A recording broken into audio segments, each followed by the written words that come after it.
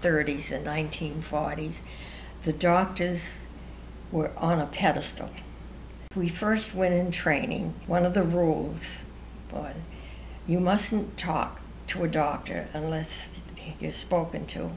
And when the doctor enters your space, the office or wherever you stand up and do not speak until you're spoken to. As a result of the Cadet Corps, we worked together as a team. And that barrier was broken forever.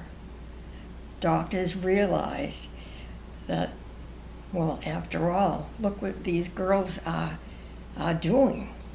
And that's why we elevated the status of nursing by assuming this responsibility.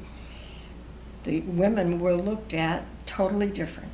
When I went on the honor flight, when I arrived at Bethesda, so many different members of the Coast Guard officers came up to me and said, without the Cadet Nurse Corps, we would have never had the opportunity to become engineers or a pilot. We broke the ice.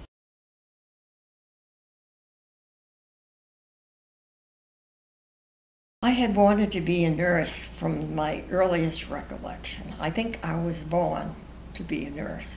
So after working for 6 months, I joined the February class at Mass Memorial. And it was approximately maybe a year later that the Cadet Corps came into existence. And the Cadet Corps offered all current students to join the Corps. So I was a first-year student when I joined, and I had just turned 19. And I remember that when I received my orders at the end of my 2.5 years, my parents saw me off the train at South Station, and I think they were very proud.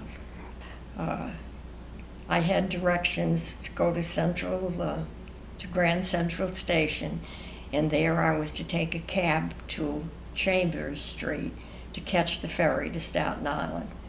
And for someone who had lived in the country to be exposed to the subway or taxis in New York was a challenge. As I stepped on the ferry to go to Staten Island, we passed the Statue of Liberty, and I was there in my uniform, and I saw the Statue of Liberty for the first time, and I don't know whether I was so proud or whether I was scared to death. I mean, I think I shed a few tears at that point, but I was so pleased when I arrived there that cadet nurses from all over the country were in the same situation as I was. And the first day we had the orientation, showed us around the hospital, and after that we were on our own. When I finished my 6 months at Staten Island, the director of nurses asked me to stay on.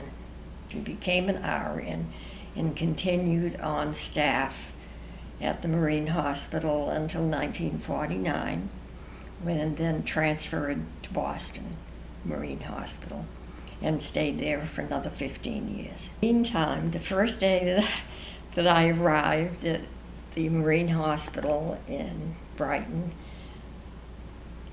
unbeknown to me, my husband, my future husband, saw me, and he turned to one of his co-workers and said, "You see that redhead? I'm going to marry her." A year later, we were married. His name was Harold, but everyone called him Harry. And Harry and Betty became an item.